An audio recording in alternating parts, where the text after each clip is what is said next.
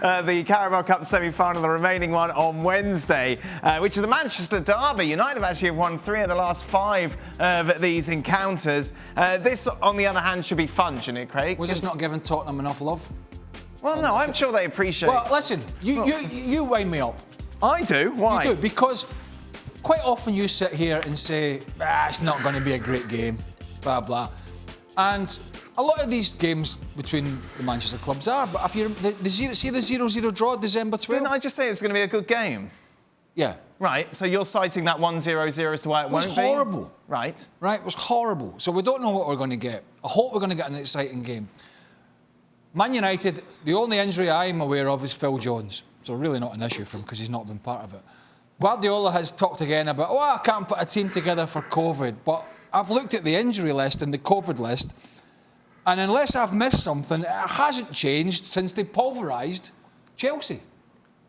So don't you just put out the same team? Why would you change anything considering they were so good? I'm getting to that. Well, get there quicker. My point being is, if Guardiola, off the back of a fantastic performance, is saying, I can barely put a team on the field again. Well, am I missing something? Or has he got the same squad that he had for the Chelsea game? If he has, that's more than good enough to take in. Right? So unless there's more COVID cases have raised their heads, and if there are, I apologise, he's got the same squad. And if they play the way they played against Chelsea, they'll win this game. Because that was mesmerising stuff. But can they do that 2 games on the spin? That remains to be seen. Maybe Aguero will get some game time? Well, that's it, isn't it, Frank? Why can't they do it? Why can't they just put out the same team and put in that same sort of performance as they did against Chelsea? I want to see the same team because I want to see the same performance, because like that I can level the power of Manchester United comparing to Chelsea, because I think that City is above both teams. So I want to make sure that City is showing to the world that they're back to, even if it's not the Premier League that they're going to play tomorrow, that they're going to be the contender for the Premier League. So I'm expecting the same type of games, same type of results, same type of performance, therefore same team. And as first 11, they don't have much choices. I think they are on a good road right now, and they have to keep on going if they want to go through and maybe play the final, but also reinsure everybody about their future. How do United approach this game, Shaka? Is there an argument to say that they have got more to gain by winning it?